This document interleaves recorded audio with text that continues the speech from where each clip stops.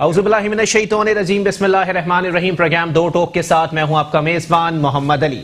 नाजरीन, corona virus मुसलसल उसकी तबाहकारियां जारी हैं, मुसलसल केसेस सामने आते जा रहे हैं, मुसलसल लोग उसका शिकार होते जा रहे हैं, उसके हवाले से इक़दामात सामने आ रहे हैं। लेकिन मामलात ऐसे हैं कि इस संगीन सूरत हाल में भी कुछ लोग सियासत से बाज नहीं आ रहे। 14 दिन जो आइसोलेशन, जो लॉकडाउन हुकूमत की जानिब से पहले फेज में अनाउंस किया गया था, उसमें कुछ विफाकी वज़रा का अता पता ही नहीं था कि वो लोग कहां छुप कर बैठे हैं, आइसोलेशन इख्तियार करे बैठे हैं। अवाम का शायद उनको पता नहीं है। लेकिन आज सूरत हाल यह है कि सिंध हुकूमत की जानिब से जो टीजर मारा गया था, पिक्चर तो बाद में उनकी भी फ्लॉप हो गई, लेकिन टीजर जो मारा गया था उस पर भी तनकीद की जा रही है। विफाकी वजीर अली जैदी साहब भी आज काफी अरसे बाद लब कुशाई करने के लिए हाजिर हो गए। 14 रोज तक इसी प्लेटफॉर्म से मैं सवाल पूछता रहा कि फैसल वावडा साहब कहां हैं, अली जैदी साहब कहां हैं, फिरदौस शमीम नकवी साहब कहां हैं। ये वो लोग हैं जिन्होंने कराची को साफ करने के लिए सर धड़ की, सो कॉल्ड सर धड़ की बाजी लगाई थी। ये वही लोग हैं जिन्होंने आकर गुज्जर नाले को साफ करने के दावे किए थे। ये वही लोग हैं जिन्होंने HBL से भी और के इलेक्ट्रिक से भी पैसा लेने के बाद कहा था कि हम कराची को इतना साफ कर देंगे कि कराची की 70 साल तारीख में कराची इतना साफ नहीं हुआ। कि कहीं ना कहीं अवाम ने यह सोचना शुरू कर दिया था कि शायद वाकई ये लोग कराची से फतेहयाब होकर आए हैं इलेक्शंस के अंदर, तो ये लोग कराची के लिए काफी दर्द रखते हैं। लेकिन बुरे वक्त की एक बात अच्छी होती है कि उन लोगों का चेहरा दिखा देता है जो लोग सही मानों में उस इज्जत के, उस मर्तबे के लायक नहीं होते जो मर्तबा, जो इज्जत उनको दी जा रही होती है। अली जैदी साहब का बयान सुन के बेसाख्ता हंसी निकल गई। उन्होंने कहा कि घोटकी से खैरपुर तक किसी भी अस्पताल में वेंटिलेटर नहीं है। 18वीं तरमीम के बाद आपने अस्पतालों के लिए क्या काम किया? जिसके बच्चे को दूध ना मिलता हो वो दुकान भी तोड़ देगा। पाकिस्तानी वबा का भरपूर तरीके से मुकाबला करेंगे। लेकिन उन्होंने ये नहीं बताया कि पाकिस्तानियों का कौन सा तबका इसका मुकाबला करेगा। जिनके घर के बाहर लैंड क्रूजर या डबल केबिन खड़ी होगी उसको तो बिल्कुल मुकाबला करने की जरूरत ही नहीं है। मुकाबला कौन करेगा? जिसके घर के बरामदे में फावड़े रखे होते हैं,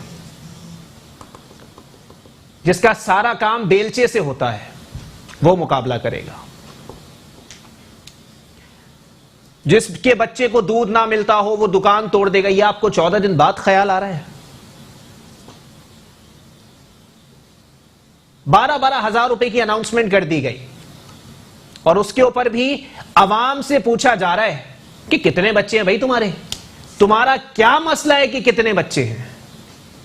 मैं नहीं कह रहा, ये उनकी ही पार्टी के कुछ MPs की जानिब से सोशल मीडिया पर बारहा बबांगे दोहल ये बातें की जा रही हैं कि ये घटिया बात की गई थी। सिंध हुकूमत के हवाले से सुप्रीम कोर्ट ने आज साईं सरकार की तबीयत से नजर उतारी है। सुप्रीम कोर्ट ने कोरोना से मुताल्लिक हुकूमती इक़दामात पर खुद नोटिस की गुज़िश्ता रोज की समाअत के तहरीरी हुक्मनामे में सिंध हुकूमत की कारकर्दगी को अफसोसनाक करार दे दिया है। देखें, लॉकडाउन कर देना, बंद कर देना बहुत आसान है। इससे ज्यादा आसान काम कोई नहीं है इस कोरोना के अंदर। लेकिन उस लॉकडाउन से जो लोग मुतासिर हो रहे हैं उनकी दादरसी करना, उनके मसाइल को हल करना, अगर ये आपके विजन का हिस्सा है, ये आपकी तरजीहात का हिस्सा है, तो सही मानों में तब आपको तुर्रम खां समझा जाएगा। वरना खुदा के लिए ये कारकर्दगी और जिए भुट्टो और जिंदा भुट्टो की तालियां पीटना बंद कर दें। बहुत हो गया, अवाम बहुत परेशान है।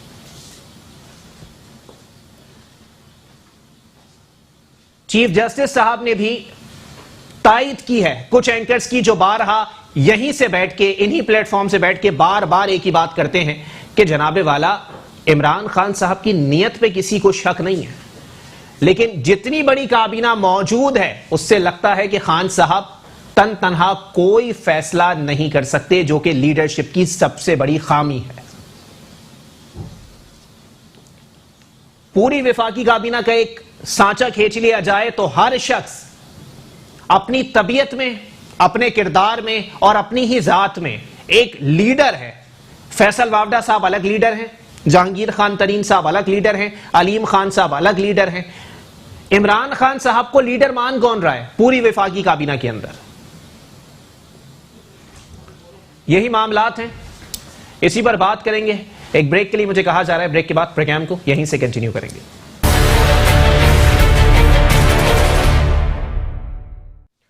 वेलकम बैक नाज़रीन, प्रोग्राम के सिलसिले को आगे बढ़ाएंगे। सबसे पहले मेरे साथ तशरीफ रखते हैं पाकिस्तान पीपल्स पार्टी से आपका ताल्लुक है राना गुलजार ताज साहब। बहुत शुक्रिया राना साहब, आपने अपना कीमती वक्त इनायत किया। जबकि मेरे साथ ऑल पाकिस्तान मुस्लिम लीग के रहनुमा सैयद फरहान अहमद साहब भी मौजूद हैं। बहुत शुक्रिया फरहान भाई, आपने भी अपना कीमती वक्त इनायत किया। राना साहब, गुफ्तगू का आगाज मैं आपसे करूंगा। सर जी, स्टार्ट के अंदर सोशल मीडिया के ऊपर सबसे ज्यादा अगर किसी को पजीराई मिली उनकी कारकर्दगी की निस्बत, तो मुराद अली शाह साहब को मिली है। सर, जो टीजर मारा गया था, फिल्म बिल्कुल फ्लॉप आपकी साबित हुई, जिसकी तायदाद चीफ जस्टिस साहब ने और सुप्रीम कोर्ट ऑफ पाकिस्तान ने कर दी है कि मायूस कुन कारकर्दगी है सर आपकी इन मामलात में। बिस्मिल्लाह, शुक्रिया मोहम्मद अली भाई, आपने मौका दिया। देखिए मोहम्मद अली भाई, चीफ साहब ने जो भी हुक्म दिया वो तो चीफ साहब बेहतर समझते हैं, ज़ाहिर है उनके पास जहाँ से रिपोर्ट आई होगी, लेकिन उन्होंने वज़ीर आला साहब को भी हुक्म दिया है कि वो रिपोर्ट सबमिट कराएं, तो वज़ीर आला साहब भी अपनी रिपोर्ट सबमिट कराएंगे और उसके बाद चीफ साहब को सही पता चल सकेगा कि हक़ाइक़ क्या हैं। सही। पाकिस्तान पीपल्स पार्टी ने जो भी इक़दाम उठाए हैं वो अपनी तारीफ़ के लिए नहीं, आवाम की बेहतरी के लिए उठाए हैं। पाकिस्तान पीपल्स पार्टी ने हमेशा आवाम की तरजीहात को मद्देनज़र रखा है और जो उस वक्त जो सूरत हाल है कोरोना के हवाले से, सिंध हुकूमत ने जो जिस चीज़ को देखा और वही इक़दामात किए और अल्हम्दुलिल्लाह उसमें बड़ी कामयाबी मिली। और आवाम आज भी आप देख सकते हैं, मैं आपके पहले भी प्रोग्राम में कह चुका था कि सिंध हुकूमत का आने वाले वक्त में आपको पता चलेगा कि जो ये हमने इक़दाम उठाए हैं इससे कितने समरात निकलेंगे और जो आ रहे हैं। अच्छा, पंजाब की शरह गिनवाना पसंद करेंगे ना सर? मैं गुजारिश कर रहा हूँ जी। पंजाब की शरह अब भी बहुत ज़्यादा है और बढ़ेगी। अच्छा, लेकिन क्योंकि वफाकी हुकूमत ने इस चीज़ को बड़ा मतलब कहा कि नहीं ये गलत है और लॉकडाउन नहीं होना चाहिए, लेकिन उसके बावजूद सूबे में लॉकडाउन रहा और हम चाहते हैं मज़ीद 2 हफ्ते और लॉकडाउन रहे, लेकिन वफाक कहता है कि लॉकडाउन ना रहे। अच्छा, तो देखिए लॉकडाउन नहीं होगा तो जब लोग बाहर निकलेंगे, आपस में मुलाकातें भी होंगी, कारोबार भी होगा, तो इसमें कोरोना वायरस में इजाफा होगा, कमी नहीं होगी। अच्छा, अब बात आ जाती है, एक मिनट, लॉकडाउन के ऊपर आपने कहा सम्राट आएंगे। सर, कौन से सम्राट? केसेस आना रुक गए? देखिए केसेस बहुत रुके सिंध में, अमवात कम हो गई सर। देखिए तो ये 11 यूनियन काउंसिल जो आपने सील करी हैं, जिसकी ठोस वजूहात आपने सुप्रीम कोर्ट में भी जमा नहीं कराई, ये क्यों बंद कर दी आप लोगों ने?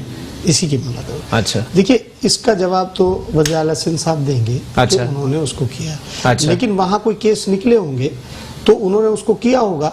ऐसे वो क्यों करेंगे?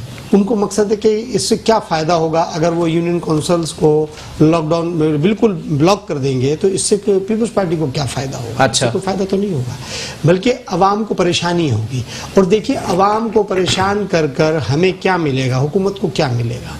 मैं फिर एक बात कहूँगा, वफाक हो या सूबा, अच्छा, ये वक्त सियासत का नहीं है। मैं बार बार आपके प्रोग्राम में एक ही जुमला कह रहा हूँ कि वक्त सियासत का नहीं है, ये वक्त अवाम की मदद और खिदमत का है। अच्छा, देखिए इसमें जितना हम एक साथ, हुकूमत भी, अवाम, तमाम मीडिया और हम जितने सब लोग एक पेज पे, मतलब हमें एक कौम होने की जरूरत है। ये बदकिस्मती से हम एक कौम अभी तक नहीं हो पा रहे। सही। इसका कसूरवार कौन है ये अल्लाह बेहतर जानता है। इसमें हम सब आपस में कसूरवार हैं कि हम इकट्ठा नहीं हो पा रहे। देखिए हम जब तक इकट्ठा नहीं होंगे हम मुकाबला कैसे करेंगे? हमें मुकाबला करना है हिम्मत के साथ, जुर्रत के साथ, और हमारी कौम सर हिम्मत, बड़ी जुर्रत, ये सब चीजें सर बहुत बहुत मोटिवेशन वाली बातें कर रहे हैं सर आप, लेकिन आवाम की तरफ एक दफा नजर दौड़ा के देखें ना सर, तो ये मोटिवेशन आपको आवाम में दिखाई नहीं देगी बिल्कुल। सर। आवाम, मैंने आपसे कहा आवाम के अंदर भी जिसकी जेब में पैसे ना हो कि वो अपने बच्चे को दूध पिला सके, तो वो कौन सी मोटिवेशन की बातें कर रहे हैं सर? वो 6 महीने के बच्चे की किलकारी को जो है वो बहुत- बर्दाश्त कर लेकिन सकेगा? नहीं, हकीकत बात है, आप बिल्कुल सच कह रहे हैं। लेकिन देखिए, इसमें मैं आपको बताता चलूं, हुकूमत सिंध भी काफी राशन तकसीम कर रही है, और कर भी चुकी है, और मजीद कर रहे हैं अच्छा। डिस्ट्रिक्ट सतह पर। कटौती क्यों की गई? जी 12,000 रुपए में कटौती? नहीं, कटौती हुकूमत सिंध ने थोड़ी की। अच्छा, नहीं, ये तो विफाक वफाक तो में यही एहसास बोल रही है कि नहीं, भाई देखिए- 12,000 में से 1,000 रुपए कटौती की जा रही है सिंध में। नहीं, देखिए, ये वफाक का प्रोग्राम है, एहसास प्रोग्राम। अच्छा, वफाक वाले ही उन्होंने अपने जो है ऑफिस कायम किए हुए हैं, उन्हीं के लोग जो हैं वो दे रहे हैं। इससे हुकूमत सिंध का कहीं कोई ताल्लुक नहीं है। हुकूमत सिंध ने जी ज़कात फंड से 6-6 हजार रुपए दिए, ठीक है। वो कार्ड उनके पास हैं, वो जाकर बैंक से वसूल कर सकते हैं। अगर उसमें कहीं कटौती है तो बताइए। अच्छा। ये एहसास प्रोग्राम तो वफाक का है, इसमें सूबा सिंध का तो नहीं है। ठीक है ना जी? सही। अब आया राशन। देखिए, राशन में भी डिस्ट्रिक्ट सतह पर डिप्टी कमिश्नर्स के हेड हैं। हमने बिला तफरीक MPA, MNA और UC चेयरमैन, काउंसलर, सबके थ्रू ये तकसीम कराया है, अच्छा बिला तफरीक। उसमें सर, कुछ यूसी चेयरमैन की सबसे बड़ी तादाद आपके नाकदीन की है। वो यही बात बोल रहे हैं कि हमें तो ऑन बोर्ड लिया ही नहीं जा रहा, हम लोग तो ना 3 में दिख रहे हैं ना 13 नहीं, में दिख रहे देखें, हैं। अब वो बात एक अलग है कि वो वहां से राशन उठा के जी। अपनी पार्टी का बैग बना के उसमें डाल के बांट दें, तो एक अलग अच्छा। बात है। देखें, ये ज्यादती, मैं आपसे कहूंगा, मैं आपके प्रोग्राम के तवज्जुह से एक जुमला कहूंगा। जी। 2 दिन तक मैंने औरंगी टाउन PS 118 में मैंने खुद राशन तकसीम किया है, और मैं आपको बता दूं, मैं शुक्रगुजार हूं आपके तवज्जुह से ADC हशाम मजहर का, शुक्रगुजार हूँ वहाँ के डिप्टी कमिश्नर फैयाज सोलंकी का, शुक्रगुजार हूँ मैं वहाँ के रेंजर्स विंग कमांडर शहजाद जान साहब का, SHO का, जिनकी निगरानी वहाँ पे जो घर टू घर एक दरवाज़ा नॉक किया उसको दिया। मैं आपसे गुजारिश करता चलूं, देखिए, अगर हम लड़ते हैं, ये लड़ाई का वक्त, मैं फिर कहूंगा कि लड़ाई का वक्त नहीं, सोशल मीडिया पर चलाने का वक्त नहीं, ये वक्त है खिदमत का। अच्छा। हमें खिदमत करनी चाहिए। ये हुकूमत सिंध हो, वफाक हो, कोई भी हो, पब्लिक को भी चाहिए कि उस हालात की नज़ाकत को समझे और सब्र तहम्मुल का मुजाहरा करे। चले ठीक है, आगे बढ़ते हैं। सैयद फरहान अहमद साहब ऑल पाकिस्तान मुस्लिम लीग से मेरे साथ मौजूद हैं। फरहान भाई, सर पहले नेकी कर दरिया में डाल, अब नेकी कर फेसबुक पर डाल, ये तो सूरत हाल चल रही है। आप भी जानते हैं, मैं भी जानता हूँ, 25 रुपए की चीनी देके 150 रुपए का पूरा एक नेगेटिव जो है वो खर्च कर दिया जाता है, और 1.5 लाख के कैमरे से तस्वीरें खींच के सोशल मीडिया पे डाल दी जाती है। सर, जरूरी है ये सब करना? अगर आप लोग जो बातें पहले करते थे उस पर भी आवाम ने यकीन किया, अगर आप अब भी सोशल मीडिया पर आके या मीडिया पे आके बोल देंगे कि मैंने जाती हैसियत में राशन तकसीम किया है, आवाम सुन लेंगे और यकीन भी कर लेंगे? जी, आउज़ु बिल्लाहि मिनश शैतानिर रजीम, बिस्मिल्लाहिर रहमानिर रहीम। अच्छा अली भाई, ये अभी भाई ने बोला कि जी हमने राशन बांटे जी, और वफाकी गवर्नमेंट जो है वो राशन बांट रही है, तो आप भी यहीं कराची शहर में ही रहते हैं, मैं भी कराची शहर में रहता हूँ और पूरा शहर घूमता रहा हूँ। ठीक है। इसी लॉकडाउन के दरमियान में मैं मुख्तलिफ जगहों पे विज़िट करता रहा हूँ, जाता रहा हूँ। सिर्फ और सिर्फ आपकी जो फलाही इदारे थे उन्होंने यहाँ पे काम किया है, किसी पॉलिटिकल पार्टी ने काम नहीं किया। अच्छा, बिल्कुल, मैं आपको 110% बिल्कुल सदाकत की रिपोर्ट दे रहा हूँ। किसी भी पॉलिटिकल पार्टी ने, ना PTI, ना MQM, ना मेरे भाई पीपल्स पार्टी, मुस्लिम लीग नून तो खैर यहाँ पे है ही नहीं, जी जी, किसी ने भी यहाँ पे कोई काम नहीं किया। अच्छा। फलाई इदारे थे जिन्होंने यहाँ पर लोगों के घरों पे APML ने भी नहीं किया, खटखटा के राशन दिए। APML ने भी नहीं किया था। हम असल में देखें, इस वक्त जो है ना, APML आपको पता है कि इस वक्त ग्राउंड पे नहीं है, लेकिन सर जमात तो है ना, जाती हैसियत में बहुत कुछ कर सकते हैं जमात सर। है बिल्कुल। और परवेज मुशर्रफ साहब का आपको पता है? जी जी बिल्कुल पता है सर। उन्होंने डायरेक्टली फंड जो है वो इनके सर तरदीद आ गई है उसके, जरा देख वो जो लीजिए। है डायरेक्ट नहीं, मतलब वो अमाउंट नहीं है, अमाउंट अच्छा। से कम है, लेकिन डायरेक्ट उन्होंने वहां पर दे दिए फंड्स, ठीक है, ट्रांसफर कर दिए। अच्छा, और उसके जरिए से वहां पे से पेमेंट्स जो हैं वो फौज को दिए, फौज अपने कर रही है, वहां से बांट रही है, जो भी इंटीरियर में वो ये काम कर रही है। किसको दिए? फौज को, फौज की तरफ से दिए। सर कोरोना वायरस रिलीफ फौज की निगरानी में नहीं है सर, वो प्राइम मिनिस्टर साहब की निगरानी में फंड बनाया है। फौज ने भी अपना एक फंड बनाया है, शायद आपको पता नहीं है। जी। उसमें जितने लोग हैं फौजी, रिटायर्ड फौजी और जो अपने हाजिर फौजी जर्नल जो हैं, रिटायर्ड फौजी भी, रिटायर्ड फौजी भी, वो भी, और उन्होंने फंड्स उसके अंदर दिए और वो लोग ये काम कर रहे हैं। मैं आपको उसकी अच्छा। पूरी तरदीद भी दे दूंगा। चलें ठीक है, मैंने मान ली सर आपकी बात। इन लोगों ने कोई भी किसी किस्म का काम नहीं किया। पॉलिटिकल पार्टी जिसका काम करने का था जी। इस वक्त यहाँ पर, जो आपने पहले अपने इंट्रो में बात की कि जी ये 14 दिन बाद नजर आए हैं, तो मुझे एक दफा नजर आए थे ये। अच्छा, आपके जो है ना, ये आपने नाम लिया था फैसल ऑर्डर साहब, जी जी, ये मुझे नजर आए थे और वहाँ इनकी गाड़ी के पास कुछ लोग जमा हुए हैं, तो इन्होंने गाड़ी वहां से भगा दी।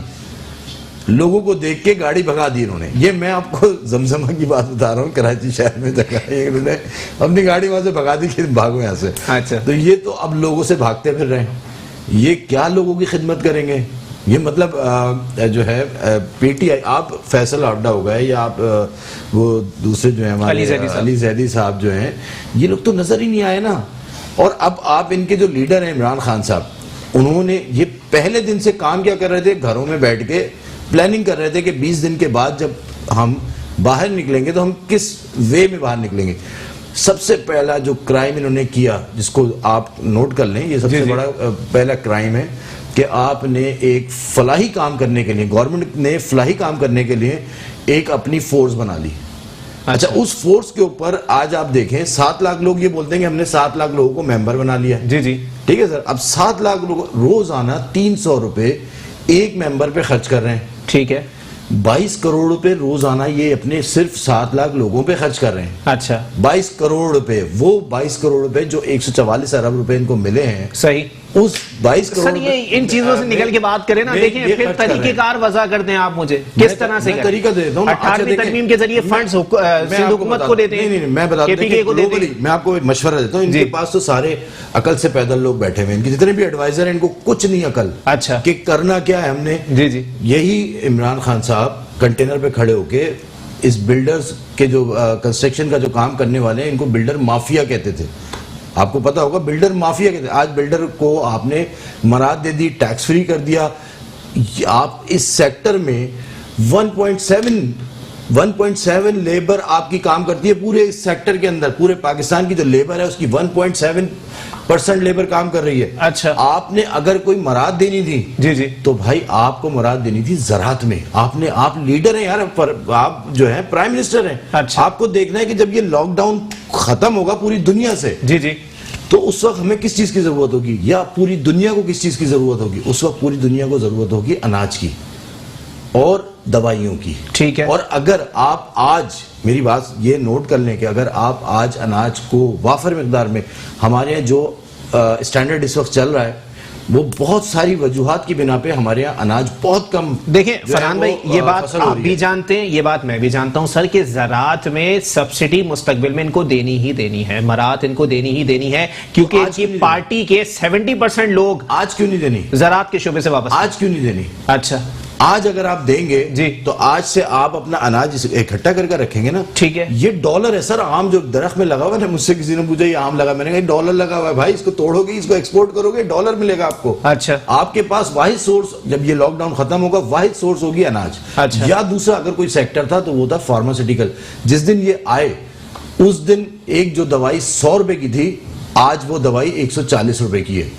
40 रुपीज की एडिशन हो गई है। आपको मराद देनी थी तो आप फार्मा इंडस्ट्री को मराद देते। अच्छा। आपको मराद देनी थी तो आप किसानों हारियों को बुलाते और बोलते, जो अभी आज मैंने सुना है कि 2.5 करोड़ रुपए दे रहे हैं वो, तो ये तो करप्शन का बम्बासा है भाई।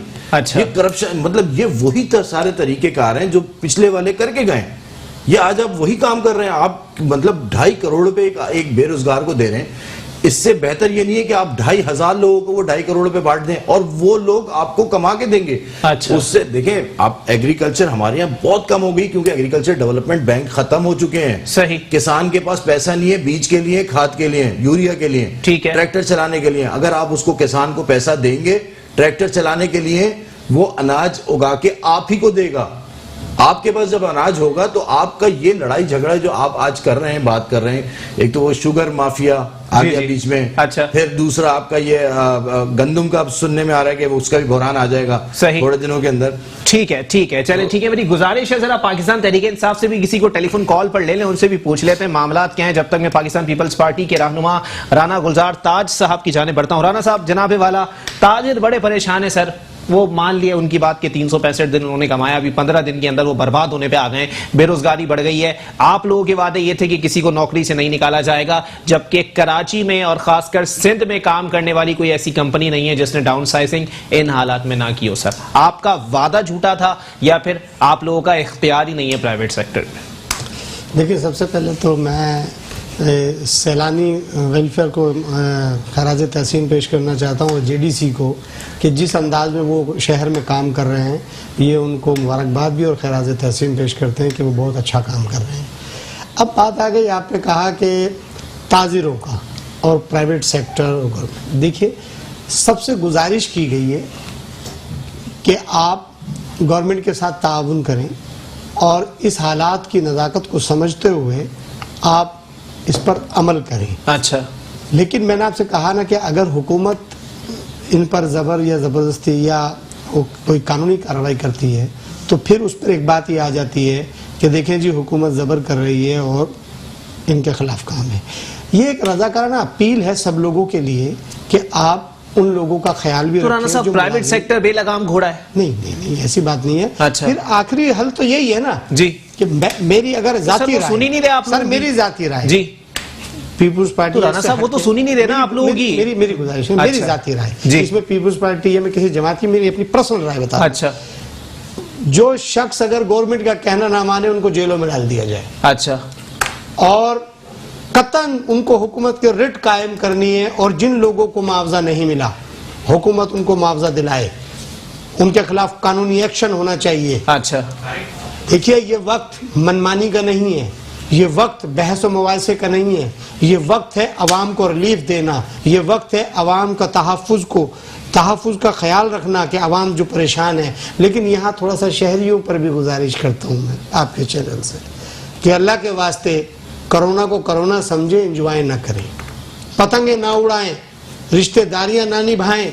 वहां से पैसा कहां से आ रहा है, थोड़ा सा मेहरबानी कर लें। अच्छा, कि आप हुकूमत का साथ दें। हुकूमत पे भारी जिम्मेदारी आयद होती है कि हुकूमत आपका साथ दे और अवाम हुकूमत का साथ दे। ठीक है, देखिए, यहाँ दोनों तरफ एक मामला है। हुकूमत अपने काम कर रही है, मैं यहाँ किसी की बुराई नहीं करूंगा, हुकूमत अपने इक़दामात उठा रही है, लेकिन अवाम उसको संजीदा नहीं ले रही। ठीक है, ताजिरों से भी अपील करते हैं कि खुदारा आप इतने लालच में ना जाएं, इतना कोई भूख से नहीं मर रहे, सालों साल कमा रहे हैं, अगर 1-2 महीने आप बैठ जाएंगे तो इतना फर्क नहीं पड़ेगा। चले, ठीक है, एक ब्रेक के लिए मुझे कहा जा रहा है, ब्रेक के बाद प्रोग्राम को यहीं से कंटिन्यू करेंगे। कोशिश होगी पाकिस्तान तहरीके इंसाफ वालों से भी पूछ लेंगे, जनाबे वाला, जो चीजें जिन पर आप लोगों ने माजी में तनकीद के पहाड़ खड़े किए थे, आज उस पहाड़ की चोटी पर आप लोग ही क्यों खड़े हुए हैं? एक ब्रेक के बाद वापस आते हैं। वेलकम बैक नाज़रीन, प्रोग्राम के सिलसिले को आगे बढ़ाएंगे। मेरे साथ पाकिस्तान तहरीक इंसाफ के रहनुमा महमूद मौलवी साहब ज्वाइन कर चुके हैं। बहुत शुक्रिया मौलवी साहब, आपने अपना कीमती वक्त इनायत किया। जनाबे वाला, बताइएगा, मामलात वहीं आ रहे हैं, तरीकेकार वही पुराना है, मतलब नए तरीकेकार के साथ नया पाकिस्तान अच्छा लगता है, पुराने तरीके के साथ नया इस्लामी जमहूरिया पाकिस्तान कैसे बनाएंगे सर?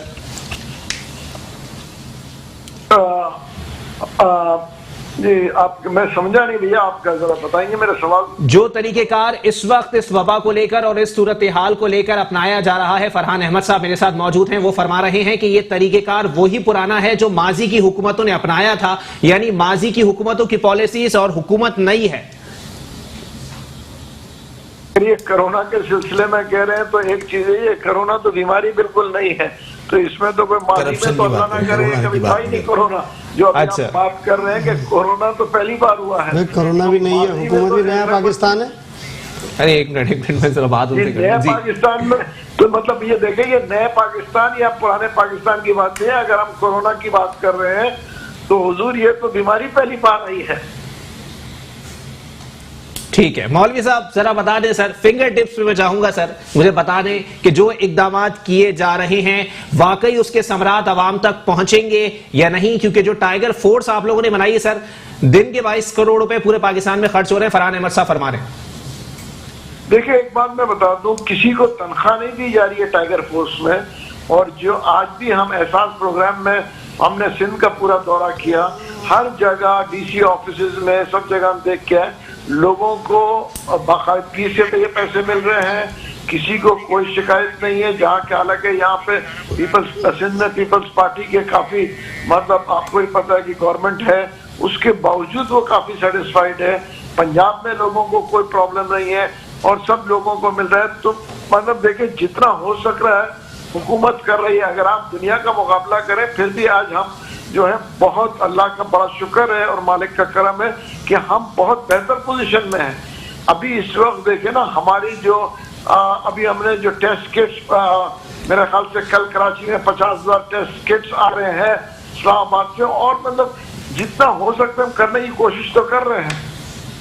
लेकिन मौलवी साहब जिस अपनायत के साथ मेरे प्यारे प्राइम मिनिस्टर इमरान अहमद खान नियाजी साहब ने ओवरसीज पाकिस्तानी से अपील की है कि इस फंड में जो है वो अतियात जमा कराए जाएं, इस अकाउंट में अतियात जमा कराए जाएं, उनके बकौल या उनके नजरिए के मुताबिक क्या ओवरसीज पाकिस्तानी किसी हीरे या सोने की कान में नौकरी करते हैं?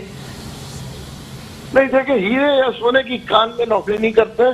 देखिए वो सबसे अपील कर रहे हैं और मेरा कहना यह है कि देखिए अपील करने का हक तो सबको है कि भाई देखिए अगर वो खुशी से देना चाह रहे हैं तो अपील कर रहे हैं प्राइम मिनिस्टर के, देखिए आप खुशी से दें ताकि अपने ही भाई बहनों को, देखिए मैं हर सरमाएदार को ये कहूंगा या जो शायद हैसियत है, अगर बुरा वक्त आता है तो एक दूसरे की हेल्प करते हैं, इसमें कोई बुराई नहीं है। देखिए एक फैमिली में भी अल्लाह ना करे कोई बुरा वक्त आता है तो फैमिली के मेंबर्स मिल के हेल्प करते हैं। तो हम एक पाकिस्तानी है सब, अगर एक दूसरे की हेल्प करें तो इसमें मेरे ख्याल से तो कहीं से कोई बुराई नजर नहीं आ रही। कंस्ट्रक्शन का ही शोभा। चले ठीक है, मैं राना गुलजार ताज साहब से पूछ लेता हूं, सर जी क्यों फजूल में बेचारों को तंग कर रहे हैं आप लोग? सर जो वो लोग कर रहे हैं उससे आवाम मुतमईन है, चाहे खैबर पख्तूनख्वा के हो या पंजाब के हो। नहीं, हम तंग नहीं कर रहे जी, हम तो ये बता रहे हैं कि ये जो एक मिसाल के तौर पे वज़ीर आज़म साहब जो हैं जी, वो पैसे की बात कर रहे हैं, जो दुनिया से भीख मांग रहे हैं जी, मैं तो उस पे बात कर रहे हैं कि देखिए जब से हुकूमत इख्तिदार में आई है उस दिन से लेके आज तक सिर्फ भीख मांगने का काम चालू है। तो आप मुझे बताइए ये जो काम जारी है इसके समरात अवाम को तो मिलने चाहिए ना, इसके समरात अवाम को तो नहीं मिल रहे। अब वो पैसा कहाँ है? सऊदी अरब से लिया, कतर से लिए, दुबई से लिए, इजाफी बिलों में पैसे आप लोग कर्जा इतना छोड़ के गए, नून लीग वालों ने हाथ साफ किए, आप लोगों ने हाथ साफ किए। मैं गुजारिश कर रहा हूँ 70 साल से सारे गुनाह के काम हम ही कर रहे थे जी। हम चले जी गलती मान लेते हैं, हम कौम से माफी भी मांगते हैं। अच्छा जनाबे वाला, आज अल्लाह ताला ने आपको इज्जत दी है, आप बहुत अच्छे आदमी हैं, ईमानदार आदमी हैं, नेक है, सवालीन हैं और 62 और 63 पर पूरा उतर रहे हैं। मैं ये पूछना चाहता हूं अब तो चोरी बंद हो गई तो पैसे कहाँ हैं? वो पैसे, अवाम भूख से बुरा हाल है अवाम का, तो वो पैसे तो पता चलना चाहिए ना कि वो पैसे कहाँ हैं। आज एहसास प्रोग्राम के थ्रू 12,000 रुपए दे रहे हैं, हम आपको मुबारकबाद देते हैं, बहुत अच्छा काम आप कर रहे हैं। लेकिन इसके अलावा इकदाम क्या हैं? फ्यूल प्राइसेस आप देखें, महंगाई तो वही सर, फ्यूल प्राइसेस तो डाउन हुए ना। देखिए आलमी मार्केट को आप देखें, अभी भी महंगा है। मैं आपसे कह रहा हूं जो बिजली वाले हैं उनको आप देखें, बिजली डिपार्टमेंट को पाबंद करें, वो बिलों की मद में जो परेशान कर रहे हैं, गैस के मामलात हैं, बहुत सारे इश्यूज हैं, इनको तो कंट्रोल करें। वज़ीर आज़म साहब ने एक इतनी बड़ी काबीना तैयार कर दी। सबसे पहले तो वज़ीर आज़म साहब पता चले कि हमारे मुल्क में वज़ीर आज़म भी है या नहीं, जिनके अपने फैसले हों। तो अपने फैसले तो नहीं है, उनके फैसले तो काबीना के जो वजीर मुशीर कर रहे हैं। अब मुशीरों के हाथ में जब हुकूमत है तो वज़ीर आज़म साहब घर चले जाएं, फिर मुशीर ही फैसले करते रहेंगे। तो हमें तो हुकूमत के रिट भी तो चाहिए, तो रिट नहीं है जनाबे वाला। तो सर जी आप क्या चाहते हैं कि वो भी मुराद अली शाह साहब की तरह 25-30 वजारतें अपने पास रख के बैठ जाएं? नहीं,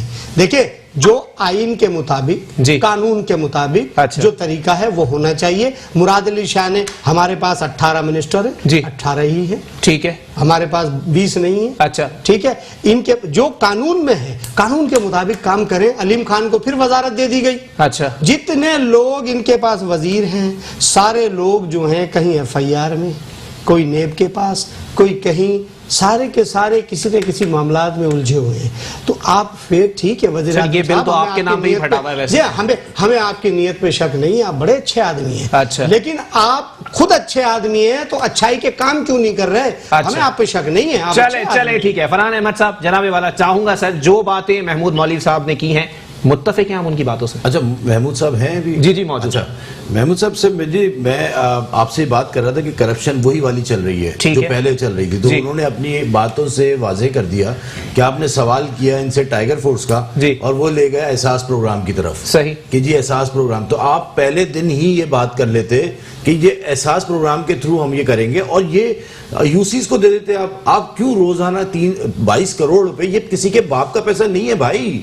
तो यूसीज में देना वफाकी हुकूमत का काम थोड़ी है सर। 18वीं तरमीम के बाद सिंध गवर्नमेंट देगी ना सर। यही बातें करते हैं, किसी के बाप का पैसा नहीं है। करोड़ रुपए इन्हीं के बाद इनको दोहरा बनाई है कि 22 करोड़ रुपए पर डे खर्च कर रहे हैं आप अपने टाइगर फोर्स के ऊपर, किसी के बाप का पैसा नहीं है ये। अच्छा। आपने जो मराद दी हैं, जो मराते आप देना चाह रहे हैं, आपने क्या सोच समझ के दिया है? आपने बिल्डर्स माफिया को ये मराद दिए? क्या सोच रहे हैं आप कि बिल्डर माफिया आपके मुल्क को तरक्की दे देगा? तो भाई तरक्की पजीर ममालिक के अंदर बिल्डर माफिया आता है, जिसको आप बिल्डर माफिया, मैं तो बिल्डर माफिया नहीं बोलूंगा, ये बोलते थे बिल्डर माफिया। अच्छा। कंस्ट्रक्शन का काम उस वक्त चलता है, अगर आपने देना ही था ना किसी के कहने पे, तो आपने सिर्फ सीपैक को बलूचिस्तान में दे देते परमिशन कि जी आप कंस्ट्रक्शन का काम करते रहे सीपैक के लिए। अच्छा। बाकियों को आपने क्यों छोड़ दिया? आप उनसे बोल रहे हैं कि काला धन लेके आ जाओ, काले धन के आपसे पूछा ही नहीं जाएगा कुछ भी।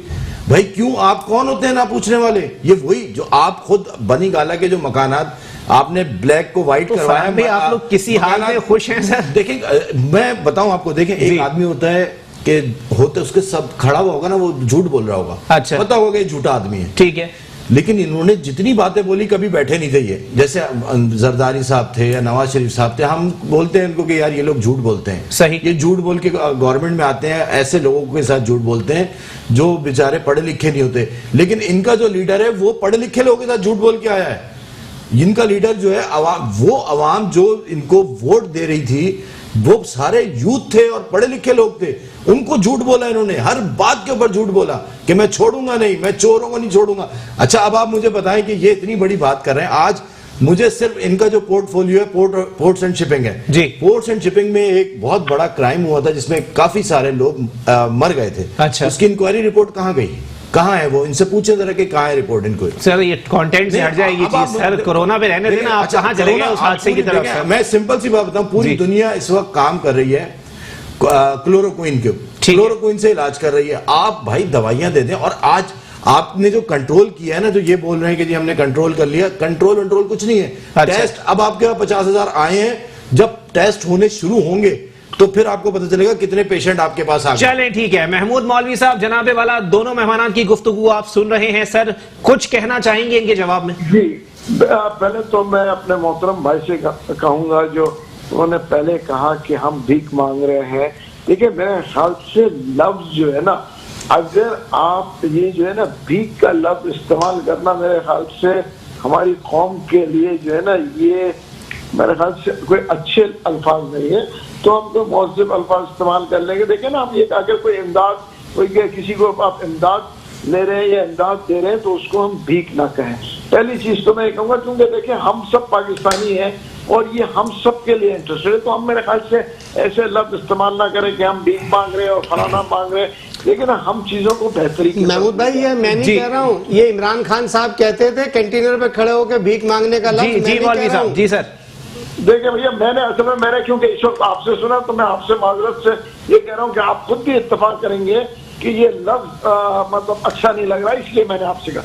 सही। दूसरी चीज देखिए, इसमें ऐसी कोई बात नहीं। दूसरी चीज जो कह रहे थे, देखिए ना, ये 22 करोड़ रुपए टाइगर फोर्स पर जो खर्च हो रहा है, ठीक है ना, तो ये मुझे बताएंगे कि कहाँ से ये फिगर्स लेके आए कि 22 करोड़ रुपए खर्च? 300 रुपए पर डे, 7 लाख से मल्टीप्लाई कर लें आप, 22 करोड़। 300 रुपए कैसे खर्च पर डे खाना दे रहे हैं ना आप उनको, आप उनको खाना दे रहे हैं और 70 रुपए पेट्रोल की दे रहे हैं। अच्छा चलें ठीक है। जनाबे वाला फिगर्स आ गए सर आपकी तरफ। 70 करोड़ की किटें भी बनी है, टी शर्टें। जी सर, जवाब देना। भाई देखिए, ये जो टाइगर फोर्स है, देखिए एक तो ये एहसान प्रोग्राम अलग चीज है, और टाइगर फोर्स अलग चीज है। पहले तो मैं ये दो चीजों को अलग कर लूं। ठीक है। एहसास प्रोग्राम में जो 12,000 रुपए दे रहे हैं वो तो डायरेक्ट लोगों को दे रहे हैं और डीसीज के थ्रू दे रहे हैं, तो उससे टाइगर फोर्स तो उसलिए है कि जहां पे जो और पैसे अगर देने पड़ेंगे राशन और इन चीजों के लिए, ये टाइगर फोर्स इस्तेमाल होंगे। देखिए अगर वाकई में ये टाइगर फोर्स की जरूरत पड़ेगी जब इस्तेमाल होंगे ना, इस वक्त तो इस्तेमाल नहीं हो रहे। जहां इस्तेमाल यही तो करप्शन है, हम यही तो बोल रहे हैं, करप्शन है। ऐसा वक्त आया कि हमें इस्तेमाल करना पड़ जाए। लेकिन महमूद मौलवी साहब, आपको नहीं लगता कि टाइगर फोर्स बनाने से बेहतर था कि यूसी चेयरमैन से, जो कि कराची में ज्यादातर आपके इत्तेहादी मौजूद है सर उन सीटों के ऊपर, उनको ऑन बोर्ड ले लिया जाता? क्योंकि यूसी चेयरमैन तो इलाके के तकरीबन तमाम लोगों को जानता है, उसको पता है किसके घर में फाके और किसके घर में मुर्ख मुतंजन बन रहा है। तो देखिए टाइगर फोर्स भी तो उसी यूसी से आएंगे ना। देखिए किसी पार्टी के वर्कर्स तो नहीं है टाइगर फोर्स तो इंडिपेंडेंट लोग आ रहे हैं। आपके वर्कर हैं यार, इनके वर्कर हैं सारे। वर्कर नहीं आ रहा, सारे इनके वर्कर हैं। तो इंडिपेंडेंट हमने लोगों को मांगा है और इसमें तो लाखों लोगों ने अप्लाई किया हुआ है। देखिए इसमें कोई ये तो पार्टी के बेसिस पे तो टाइगर फोर्स हम सेलेक्ट नहीं कर रहे हैं। लेकिन महमूद मौलवी साहब, जनाबे वाला, अवाम की जो तवक्कुआत थी उसके बिल्कुल बरक्स फैसला ये सामने आया है। अवाम की तवक्कुआत ये नहीं थी कि कोई फोर्स उनके ऊपर मुसल्लत कर दी जाए, अवाम की तवक्कुआत ये थी कि खान साहब इस मामले को संजीदगी से हल करेंगे। देखिए इससे क्या और मजीद संजीदगी हम तवक्को कर रहे हैं। इस वक्त हालात जंग में है और वो भी एक ऐसी वबा से जिसके पूरी दुनिया में कोई उसको समझ नहीं पा रहा है। इस हालत जंग में मेरे ख्याल से हम चीजों को मेरे ख्याल से मिलकर और बेहतरी की तरफ देखें। हमें अल्लाह का शुक्र अदा करना चाहिए कि दुनिया इतनी परेशान है और आप ये देखें ये हम उस चीज से लड़ रहे हैं जो किसी को नजर ही नहीं आ रहा, तो उसके बावजूद हमको तो आपस में मिलकर इस वक्त तो एक कौम बन के सोचना चाहिए कि देखें ये बुरा वक्त कट जाए। अच्छा मौलवी साहब, आखिर में एक बचकाना सवाल सर आपसे जाते जाते मैं पूछना चाहूंगा। सर जनाबे वाला जो सूरत हाल चल रही है इसमें किसी सियासतदान को सियासत करना जेब देता है? नहीं, देखें मैं इस वक्त हम यही कह के आ रहे हैं कि इसके ऊपर हम कोई किसी किस्म का सियासत नहीं चाहते। तो अली जहरी साहब भी तनकीद कर रहे हैं, फैसल वाडा साहब भी तनकीद कर रहे हैं, फिरदौस शमीम नकवी साहब भी तनकीद कर रहे हैं, फिरदौस आशिक अवान साहिबा भी तनकीद कर रही हैं। सर इस तरह से तो सूरत हाल मजीद खराब होगी। मैं आपको ये कहूँ कि मेरे ख्याल से मैं आज सबसे कहूंगा कि इस वक्त देखे ना, इस ऐसे मौके पे हम एक और कौम बन के सब लोगों को मिलके इस चीज से लड़ना चाहिए। हम आपस में लड़के या आपस में तनकीद करके मेरे ख्याल से ये मौका नहीं है किसी भी पार्टी के लिए। मैं ओपनली कह रहा हूँ कि हमको मिलजुल के ये वबा से इसका लड़ना चाहिए। अच्छा फरहान भाई कुछ पूछना चाह रहे हैं? मौलवी साहब मैं ये कह रहा था, आपने बोला इत्तेफाक से हम ये काम कर लें, तो आपने जो कंस्ट्रक्शन की लाइन में आपने फील्ड में आपने लोगों को जो रिलीफ देने की कोशिश की है या दे रहे हैं आप, तो मौलवी साहब इसका जरा मुझे ये बताएं कि आप लोगों ने क्या असेसमेंट की थी इसकी कि कितने % लोग जो है वो इससे फैजियाब हो जाएंगे, और क्या आपको कोई और शोबा नजर नहीं आया था? आपको ज़राअत का शोबा नजर नहीं आया था? आपको फार्मास्यूटिकल का नजर नहीं आया था? इन शोबों के अंदर आपने रिलीफ क्यों नहीं दिया? आप इनको टैक्सेस देते। देखें फिर वही बात होगी कि आप ही लोगों ने ये बात बोली किसी के बाप का पैसा नहीं है। तो मैं भी ये बात बोलूं अगर आपको कि मैं जरा जवाब दे दूं मौलवी साहब। जी सर, जवाब देना पसंद करेंगे सर इसका? देखें इसका मैं आपको एक जवाब दूं। देखें एक चीज मैं आपको बता दूं, कंस्ट्रक्शन की जो इंडस्ट्रीज जब चलती है तो उससे बहुत से और इंडस्ट्रीज का जो है का वाबस्ता है। देखें ना, क्योंकि खाली आप ये देखें कंस्ट्रक्शन में सीमेंट की इंडस्ट्रीज चलेगी, स्टील की चलेगी, मतलब लकड़ी, टाइलें, मतलब बहुत सारी इंडस्ट्री चलती है। तो इसलिए इसको थोड़ा मराद दिया गया ताकि ये इंडस्ट्री चले तो बाकी इंडस्ट्रीज का पहिया भी चले। मेरा नजरिया तो ये है। चले ठीक है, बहुत शुक्रिया। पाकिस्तान तहरीक इंसाफ के रहनुमा महमूद मौलवी साहब हमसे बात कर रहे थे। राना गुलजार ताज साहब जनाबे वाला, एक बार फिर आपकी तरफ आऊंगा। आपको क्या लगता है सर, ये जो रिलीफ दिया गया है कंस्ट्रक्शन इंडस्ट्री के अंदर वो दुरुस्त है या उसमें भी कोई शुबहात या शक मौजूद है? देखिए हमें तो इसमें वो कोई शक इसलिए नहीं है, ठीक है, वो कोई भी इकदाम उठा रहे हैं। सवाल ये पैदा होता है कि अवाम को रिलीफ कैसे मिलेगा। अच्छा, मेन चीज है गरीब आवाम, जिसकी एक लफ्ज वज़ीर आज़म साहब फरमाते हैं कि जी दिहाड़ीदार तबका। देखिए दिहाड़ीदार तबका जो है वो तो पहले बहुत ज़्यादा परेशान है। और जो ये कह रहे हैं कि कंस्ट्रक्शन के कारोबार को हम ज़्यादा फ़रोग देंगे, ये इंडस्ट्री को ज़्यादा फ़रोग होगा, तो क्या ये इसको इतना फ़रोग दे पाएंगे जितनी बात कर रहे हैं? अच्छा, इसमें सवाल अभी तो ये पैदा हो रहा है। आप लोग भरोसा कर सकते हैं इन पे? नहीं, देखिए जी, इन पे भरोसा जो है कौन करेगा? तो तायद कैसे कर दी सर आप लोगों ने? मैंने आपसे कह रहा हूँ, जो हमारे सूबे के अंदर आप लोगों ने तायद कर दी। गुजारिश कर रहा हूँ, जो हमारे मुल्क के वजीर आजम, मैंने आपसे कहा ना कि जो वजीर आजम अपनी कौम से झूठ बोले, मैं ये पहले भी कह चुका हूँ, इसमें वजीर आजम हो, कोई भी कौम का लीडर हो, अच्छा, जो अपनी कौम से झूठ बोलेगा वो कैसे तरक्की कर सकता है? वो मुल्क कैसे तरक्की करेगी? वो कौम जिसका सरबराह झूठ बोले, अच्छा, तो इनकी इस बात पर भी कैसे यकीन करेंगे कि ये काम करेंगे? तो यकीन नहीं था तो सर तायद क्यों कर दिया आप लोगों ने? उनके साथ क्यों चले गए? देखिए, ये सवाल का जवाब मुझे नहीं मिल रहा साहब जी। सिचुएशन और सूरत हाल, मैंने फिर आपसे कह रहा हूँ, अच्छा, महाजराई की नहीं है, ठीक है। मैं मौलवी साहब की इस बात से तायद करता हूं जो उन्होंने कहा कि एक कौम होने की जरूरत है। अच्छा, मैं फिर कहूंगा कि हमें महाजराई का वक्त नहीं है जी। मैं फरहान भाई की बात से भी इत्तफाक करूंगा कि ज़राअत को भी ऑन बोर्ड रखना चाहिए, क्योंकि हमारा मुल्क जो है एक ज़रई मुल्क है दुनिया के सही पर, तो ज़राअत को भी ऑन बोर्ड रखना चाहिए। अच्छा। तो कहने का मकसद ये है कि हमें ये चीज सोचनी चाहिए कि हमारा मुल्क बहरान से कैसे निकले, हमारी जो गरीब अवाम है इनकी भूख कैसे खत्म हो, इनको कैसे रोजगार मुहैया किया जाए, इनको खुराक कैसे मुहैया की जाए, ये हम सब की जिम्मेदारी है, किसी एक की जिम्मेदारी। चले ठीक है, फरहान भाई कंक्लूड कर दीजिए। अच्छा, टाइम खत्म हो गया। मैं यही बात इनसे कर रहा था कि इन्होंने जो अभी भी कंस्ट्रक्शन के ऊपर ये अपनी बात के ऊपर कायम है, मौलवी साहब, सर आप सोचें कि आज आप ना देखें, आप आने वाले वक्तों को देखें, आपके पास बहुत बड़ा बहरान आने वाला है। सही, हर चीज महंगी हो जाएगी, उस वक्त आप किस चीज से जंग करेंगे? पाकिस्तान एग्रीकल्चरल बेस्ड कंट्री है, इनको समझाएं कि आप अपनी ज़राअत को किसी भी तरीके से उठा दें, अच्छा, ताकि आप अपना अनाज बेच के डॉलर कमा सकें। चलें ठीक है, बहुत शुक्रिया। APML के रहनुमा सैयद फरहान अहमद साहब मेरे साथ मौजूद थे। पाकिस्तान पीपल्स पार्टी से राना गुलजार ताज साहब और पाकिस्तान तहरीक इंसाफ से महमूद मौलवी साहब ने मुझे ज्वाइन किया था। मामलात वही है कि वाकई एक कौम बनना जरूरी है, लेकिन कुछ लोगों के नजरियात को अगर सामने रख लिया जाए तो अब तो सियासत का वक्त हुआ चला है। इसी के साथ अपने मेजबान मोहम्मद अली को दीजिए इजाजत। अल्लाह हाफिज।